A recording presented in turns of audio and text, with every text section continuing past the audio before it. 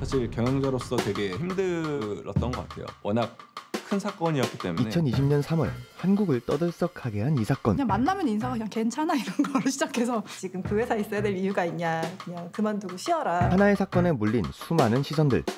처음에는 나한테 과하다라는 생각이 들었는데 타고 나서 첫 경험이 이게 너무 편한 거예요. 타다가 활성화되고 있고 사람들이 호응을 했고 이 시장이 이제 거의 안착한 단계에 왔는데 지금 와서 저게 꼼수다. 그 사건은 바로 검찰이 승합차 호출 서비스 타다를 불법이라고 판단했습니다. 법원의 첫 판단은 무죄였습니다. 대한민국 사법부에서 인정한 합법적인 서비스로 잘. 이제 우리가 갖고 있던 모든 문제가 사라졌구나.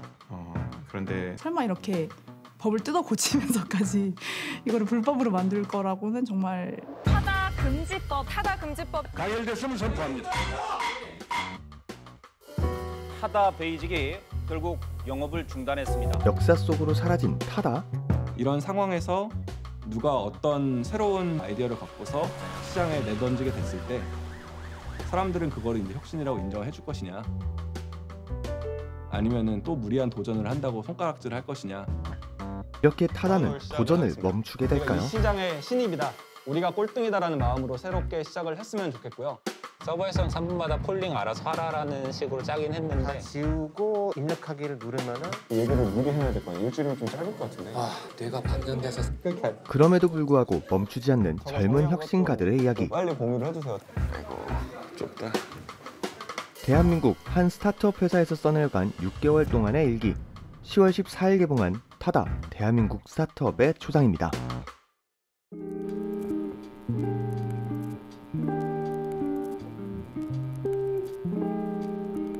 리뷰를 시작하기에 앞서 해당 영상은 그 어떤 플랫폼이나 브랜드를 홍보하거나 비판하기 위한 영상이 아니며 오로지 작품을 통해서 느껴진 주관적인 관점과 느낀 점에 관한 영상이니 참고해주시면 감사하겠습니다. 여러분들은 혹시 타다라는 플랫폼을 기억하시나요? 어쩌면 이 영상을 시청하시는 분들 중 몇몇은 타다 서비스를 실제로 이용해보신 분들도, 이용은 하지 않았지만 들어보신 분들도, 지나가다 뉴스의 한 소식으로 들어보신 분들도 있을 겁니다. 타다는 지금도 많이 이용하고 있는 소카의 이재용 대표가 커플앱 어플 비트윈을 론칭했던 박재욱 대표와 더불어 성공적으로 이끌었던 스타트업 VCNC를 인수하면서 개발한 모빌리티 브랜드입니다.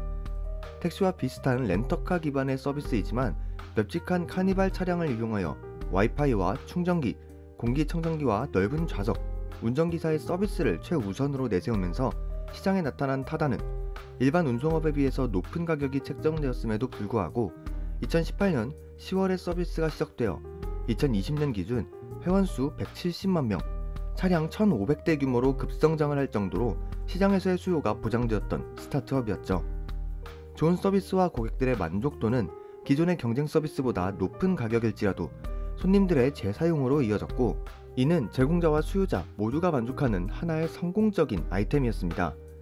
모빌리티 산업의 무덤이라고 불리는 한국의 시장에서 미국의 우버나 중국의 디디 출신 같은 새로운 게임 체인저의 등장이 되었고, 양질의 서비스는 고객의 재구매로, 고객의 재구매는 더 많은 직원의 채용으로, 더 많은 직원의 채용은 보다 안정적이고 양질의 서비스로 이어지는 훌륭한 사이클의 탄생이었죠. 어느 순간 개천에서도 용이 난다는 말에 혀를 찰 정도로 더욱 스타트업 문화가 죽어가고 있던 한국에 게임 체인저가 등장하는 줄 알았습니다. 불과 2년도 채 안 돼 이들의 꿈과 열정, 혁신이 범법행위라고 손가락질 받기 전까진 말이죠. 아주 만족합니다. 어차피 저는 이제 이 카니발 중고 차량을 사려고 했었는데 타다의 카니발을 판다는 소식이 있길래 인터넷 기사를 통해서 타다 특별 판매한다는 얘기를 들었어요. 가족들이랑 다 같이 패밀리카로 쓰려고 구매하게 됐습니다. 문제는 택시업계의 반발에서 시작되었습니다. 비록 택시보다 조금 더 높은 이용 가격이었기는 했지만 앞서 언급한 타다 서비스의 퀄리티와는 반대로 택시 사용자의 불편한 점은 개선될 가능성이 매우 낮았기 때문이죠.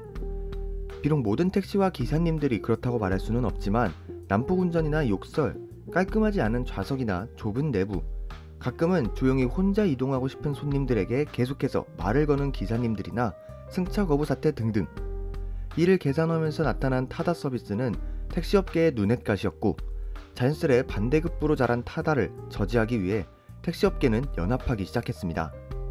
타다는 불법이라고 말이죠. 이는 결국 시위로 이어졌고 그 불씨는 이재용 대표와 박재욱 대표를 검찰에 기소하기까지 이르렀습니다. 여기엔 몇 가지 법률적인 문제가 끼어 있는데 타다 서비스를 표현할 수 있는 기사 포함, 렌터카 운영을 유사 택시로 볼 수 있는가와 자신이 원하는 시간대에 운전하는 기사들의 근로기준법에 관한 문제가 걸려 있었습니다. 하지만 박재욱 대표와 타다는 이와 관련되어 이미 국토교통부에 자문을 충분히 구한 뒤였고 실제 법률에 기재되어 있지 않기에 범법행위로 간주되지 않는 것이 일반적이었습니다. 그렇게 타다는 20년 2월 무죄 판결을 받고 사건은 일단락되는 줄 알았습니다. 하지만 한창 선거철이던 국회에 택시연합은 일명 타다금지법을 들먹이며 타다를 끝까지 물고 늘어졌고 의원들은 표를 받기 위한 공약으로 타다를 희생양으로 삼았죠. 자신들의 이미지와 이권을 위해 이제 막 기지개를 피던 하나의 스타트업 회사가 멈췄고 그들의 혁신은 불법으로 바뀌었습니다. 한 가지 재미있는 사실은 이 사건이 1심에 무죄 판결을 받은 지 단 2주일 만에 일어난 일이었죠. 긴 시간을 바쳐 길러놓은 농작물을 전부 갈아엎어야 했던 상황에서 타다는 리더가 필요했고 그 리더는 여전히 자신을 믿고 기다려주고 함께 해줄 동료들이 필요했습니다. 그리고 박재욱 대표는 그런 리더였고 라이언도 멜라니도 썸머도 그런 동료였습니다. 타다는 하나의 원팀이었죠. 타다가 활성화되고 있고 사람들이 호응을 했고 이 시장이 이제 거의 안착한 단계에 왔는데 지금 와서 저게 꼼수다. 검찰이 승합차 호출 서비스 타다를 불법이라고 판단했습니다. 법원의 첫 판단은 무죄였습니다. 타다 대한민국 스타트업의 초상이라는 작품을 보며 역시 눈길을 끌었던 것은 제이크라는 인물이자 타다의 대표 박재욱 대표가 가지고 있는 리더십 그리고 그가 동료들과 함께 위기를 어떻게 돌파하는지를 조명한다는 데 있었습니다.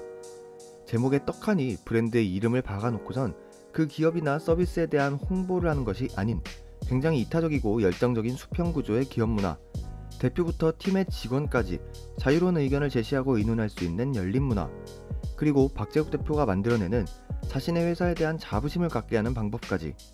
제가 이 박재욱이라는 인물을 많이 알지는 못하지만 작품 안에서의 모습은 정말 멋진 리더라는 생각이 들었습니다. 보스가 아닌 리더, 후방에서 명령만을 내리는 보스가 아닌 최전방에서 함께 싸우는 참된 리더.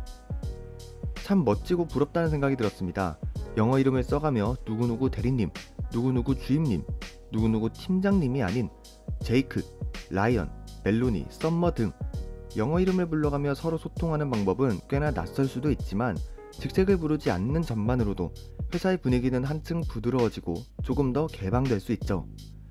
그리고 이런 분위기에선 당연히 더 크리에이티브한 아이디어를 제시할 수 있고 이를 수평구조에서 서로 소통하며 나누다 보면 자연스레 회사에 대한 자부심도 올라갈 것이고요. 이럴 땐 분명 박재욱 대표는 굉장히 냉철하고 철두철미할 것입니다. 언제까지 어떤 업무를 어떤 퀄리티로 마무리 지어야 하며 이걸 달성하기 위해 어떤 팀은 무엇을 또 다른 팀은 무엇을 마크해줘야 하고 또 자신이 이 진행 상황을 모두 체크해가며 새로운 서비스를 론칭할 일정을 맞춰야 합니다. 하지만 혼자 많은 고민을 하고 직원들에게 무척 살가운 대표는 아님에도 불구하고 자신의 회사를 사랑하고 또 열심히 일해주는 사람들을 위해서 그리고 자신을 믿고 따라와주는 사람들을 위해 박재욱 대표는 스스로에게 훨씬 많은 채찍질을 할 사람이라는 게 느껴지는 대목이었습니다. 이와 더불어 카메라는 그의 옆에서 묵묵히 자신의 일을 맡아서 따라와주는 회사 동료들의 모습도 아주 디테일하게 잡아내죠. 박재욱 대표가 어떤 팀의 누구는 어떤 사람이다 라고 말하면 그 다음 장면에서 해당 인물이 자신만의 스타일로 문제들을 풀어나가는 장면이 나오고 한 명 한 명 보다 보면 아 정말 멋진 팀이구나 를 자연스럽게 느끼게 되죠. 마지막엔 동료들이 바라보는 박재욱 대표의 모습도 함께 묘사해주고요. 한마디로 권명국 감독이 카메라에 담아내는 장면들은 타다라는 기업의 홍보나 타다 금지법으로 인한 회사의 억울함 혹은 그 법을 통과시키고 만든 이들에 대한 분노가 아닌 이런 문제들을 맞이한 한 기업의 악전고투와 그 속에서 발휘되는 리더십 그리고 팀워크에 대한 이야기인 것이죠. 그리고 이런 바쁜 팀들의 일상과 전투적인 근무를 굉장히 감각적이고 스타일리시하게 연출하는 센스는 91분이라는 시간 내내 빛을 발하며 관객들의 눈과 귀를 사로잡습니다. 그리고 타다라는 서비스에 관한 설명, 타다 금지법의 법률적인 문제들, 전문가가 아니면 쉽게 이해하기 어려운 부분도 당사자들의 입에서 정돈된 언어로 듣다 보니 쉽게 이해할 수 있는 부분이어서 스타트업 다큐멘터리의 기준이 될 수 있는 작품이라고 생각이 들었습니다. 이런 상황에서 누가 어떤 새로운 아이디어를 갖고서 시장에 내던지게 됐을 때 사람들은 그거를 이제 혁신이라고 인정해 줄 것이냐, 아니면은 또 무리한 도전을 한다고 손가락질을 할 것이냐. 네, 오늘은 10월 14일 개봉한 국내 최초 스타트업 다큐멘터리 영화 타다 대한민국 스타트업의 초상에 관한 리뷰 영상 준비해보았는데요. 작품은 정말 군더더기 없고 감정과잉이나 분노를 이끌어내지 않는 사회의 한 구성원으로서 우리가 한 번쯤은 꼭 봐야 할 정석적인 다큐멘터리 영화라는 생각이 들었습니다. 작품을 보며 박재욱 대표의 리더십, 동료들의 헌신과 믿음, 법률적인 문제를 깔끔하게 언급하는 부분도 인상 깊었고, 서울의 야경과 운행 중인 타다의 모습과 항상 답답하게만 그려졌던 서울의 모습을 정말 감각적이고 아름답게 연출한 부분도 좋았지만, 역시 가장 기억에 남는 부분은 타다의 유저였던 사람들의 이야기였습니다. 몸이 좀 불편한 아이가 있어서 휠체어를 타야 하는 아이를 둔 유저도, 유리 공에 가여서 깨지기 쉬운 물건들을 한 번에 많이씩 옮겨야 했던 유저도, 이동 중에도 업무를 봐야 해서 쾌적하고 넓은 이동수단이 필요했던 유저도, 자신의 경험을 이야기하며 타다가 사라져 아쉬움과 그리움을 이야기하는 장면에서 아직은 한국 사회가 기성문화를 딛고 새로이 탄생하는 혁신을 받아들이기에는 시간이 조금 걸리는구나 하는 아쉬움과, 그럼에도 새로운 도전을 여전히 준비하는 박재욱 대표를 보며 한 명의 뚝심 있는 리더가 이 사회에 얼마나 필요하고 또 어떻게 탄생하는지도 느껴졌습니다. 과연 타다 베이직의 상처를 딛고 새로 출범한 타다 라이트는 유저들에게 다시 한번 사랑을 받는 서비스로 자리매김할 수 있을까요? 대한민국에서 스타트업을 하는 모든 이들에게, 그리고 사회를 구성하는 모든 이들에게 응원과 격려의 박수를 보내며 오늘 리뷰 영상은 여기서 마치도록 하겠습니다. 해당 작품이 상영관은 많이 없지만 그럼에도 작품을 보시게 된다면 정말 후회 없는 시간이 될 거라 장담합니다. 그럼 저는 다음번에 또 다른 리뷰 영상을 찾아뵙도록 하겠습니다. 지금까지 영화등대였습니다. 감사합니다.